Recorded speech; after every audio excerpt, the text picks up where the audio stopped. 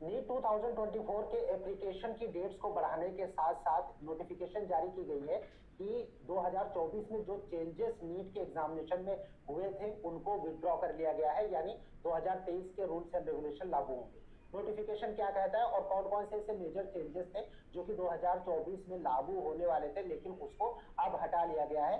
आपको विजिट करना है एनटीए की ऑफिशियल वेबसाइट जहां से आप नीट का एप्लीकेशन अप्लाई करते हैं। वहां पर होम पेज पे extending the date registration window for the national eligibility cum entrance test NEET UG 2024, इसका जो नोटिफिकेशन है, अगर हम उसकी बात करें कि नोटिफिकेशन क्या कहता है, फिर गाइस जो नोटिफिकेशन पीडीएफ है डाउनलोड जब आप उसको करते हैं तो ये नोटिस है और इस नोटिस में जो डेट को एक्सटेंड किया गया, डेट यहाँ पर बताई गई कि अब नई डेट क्या है जब तक कि आप अप्लाई कर सकते हैं। इसके साथ साथ यहाँ पर एक चीज और बताई गई थी कि following the direction of the honourable ministry of health and family welfare and the national medical commission vide letter dated 4 March 2024, it is informed that all the changes proposed in NEET UG 2024 shall be deferred for the current year. That is, there will be no changes in the terms and conditions except for the syllabus in comparison to the NEET 2023. यानी जो syllabus था 2023 का उसमें changes पहले से already हो चुका है। आप जो नया सिलेबस है वो आप सभी को पता ही है क्योंकि ये गाइडलाइन बहुत पहले जारी हुई थी, राइट। सो सिर्फ सिलेबस के अलावा बाकी के जो चेंजेस थे उनको फिलहाल डिफर्ड कर दिया गया है, स्थगित कर दिया गया है। 2024 के एग्जाम में वो चेंजेस नहीं होंगे। अब मेजर चेंजेस क्या क्या थे जिसके बारे में हम लोग बात करें। पहला जो चेंज था वो था कि जो टाई ब्रेकिंग का रूल है वो इस बार चेंज कर दिया गया था। लॉटरी सिस्टम को इंट्रोड्यूस किया गया था कि जो है लॉटरी सिस्टम से ही टाई ब्रेकिंग डिसाइड होगी, मतलब कि अगर 2 या 2 से ज्यादा स्टूडेंट्स के सेम मार्क्स आते हैं तो फिर उनकी किसकी रैंक बेहतर होगी, उसमें लॉटरी सिस्टम का यूज इस बार होना था लेकिन उसको हटा लिया गया है। बाकी अगर हम बात करें कि नीट के फॉर्म को अप्लाई करने के लिए 2023 तक जो डॉक्यूमेंट्स लगते थे, कास्ट सर्टिफिकेट वो अपलोड करना मैंडेटरी होता था या फिर डिक्लेरेशन अपलोड करना होता था, लेकिन 2024 में उसको हटा लिया गया है। ये जो एप्लीकेशन फॉर्म फिल करने में जो डॉक्यूमेंट्स की जरूरत 2023 में थी, 2024 में उसमें से कास्ट सर्टिफिकेट को हटा लिया गया, राइट। काउंसलिंग के टाइम पे वो आपको जरूरत पड़ेगी, उसको एज इट इज रखा गया है। एक मेजर चेंजेस था कि एम्स की जो एलिजिबिलिटी क्राइटेरिया है वो क्या रहेगी। तो 2024 का जो नीट का इंफॉर्मेशन बुकलेट है पहले वाले में भी और जो रिवाइज्ड इंफॉर्मेशन बुकलेट है उसमें भी ये चीज बताई गई है कि जो मिनिमम एलिजिबिलिटी क्राइटेरिया 12th के मार्क्स में नीट के एग्जाम देने के लिए है सेम वही आईएनआईज और सेंट्रल यूनिवर्सिटीज के कॉलेजेस के लिए भी होगी, यानी एम्स के लिए भी होगी।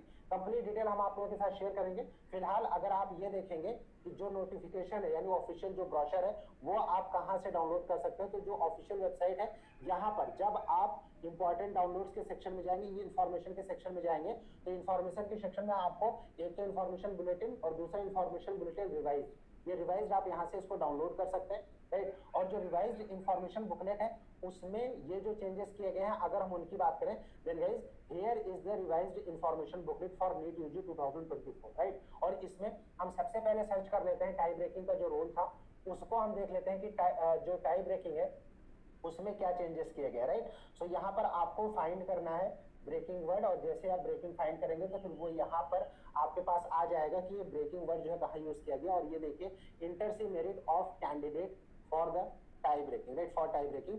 यहाँ पर टाई ब्रेकिंग में देखिए जो 2023 में जो गाइडलाइन जारी की गई थी, इंफॉर्मेशन बुकलेट पहले जारी किया गया था उसमें लॉटरी सिस्टम का यूज होना बताया गया था। मेडिकल विंग ने वीडियो उसके बारे में अपलोड कर रखी थी, राइट। लेकिन अभी फिलहाल इसको 2023 के हिसाब से रखा गया। सबसे ज्यादा परसेंटाइल यानी परसेंटाइल स्कोर बायोलॉजी में जिसके ज्यादा होंगे सबसे पहले उसकी रैंक, फिर ये देखा जाएगा केमिस्ट्री में हायर मार्क्स या फिर परसेंटाइल किसके हैं स्कोर, राइट, वो देखा जाएगा। फिर फिजिक्स का देखा जाएगा। उसके बाद less proportion of the number of attempted incorrect answer and correct answers in all the subject in the test। उसके बाद ये देखा जाएगा कि पूरे टेस्ट में सारे सब्जेक्ट्स में किसके लेस्ट परसेंटेज जो है प्रोपोर्शन है इनकरेक्ट और करेक्ट आंसर के। उसके बाद लेस्ट प्रोपोर्शन देखा जाएगा बायोलॉजी में, फिर least proportion number of attempted question incorrect and incorrect answer and correct answer वो देखा जाएगा केमिस्ट्री में, राइट। और उसके बाद देखा जाएगा फिजिक्स में। उसके बाद ही रैंक जो है वो डिसाइड की जाएगी, यानी इस चेंजेस को फिलहाल हटा लिया गया है जो कि 2024 में था कि लॉटरी सिस्टम का यूज होगा, वो फिलहाल इसको हटा लिया गया, राइट।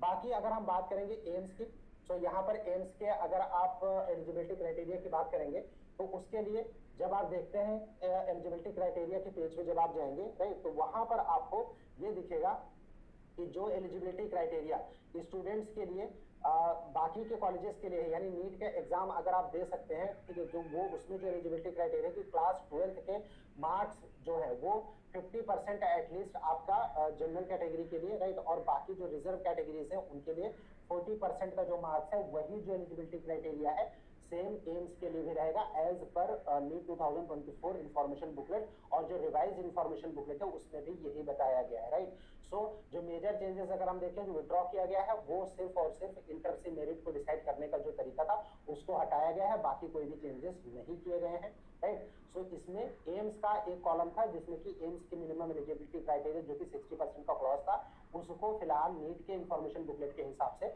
वो लागू नहीं होगा। मतलब ये कि जो स्टूडेंट्स जनरल या फिर ओबीसी एससी एसटी कैंडिडेट्स के लिए जनरल के लिए 50%, ओबीसी एससी एसटी के लिए 40%, नीट में एलिजिबिलिटी क्राइटेरिया क्लास 12th के मार्क्स वही क्राइटेरिया एम्स या फिर जिपमर या फिर जो सेंट्रल इंस्टीट्यूशन है उनके लिए भी रहने वाला है। हालांकि अनटिल एंड अनलेस एम्स की ओर से ऑफिशियल ब्रोशर नहीं आ जाता 2024 की काउंसलिंग के लिए, उसके बारे में ये पुख्ता तौर पर नहीं कहा जा सकता कि yes this will be implemented AIIMS for admission in 2024, right.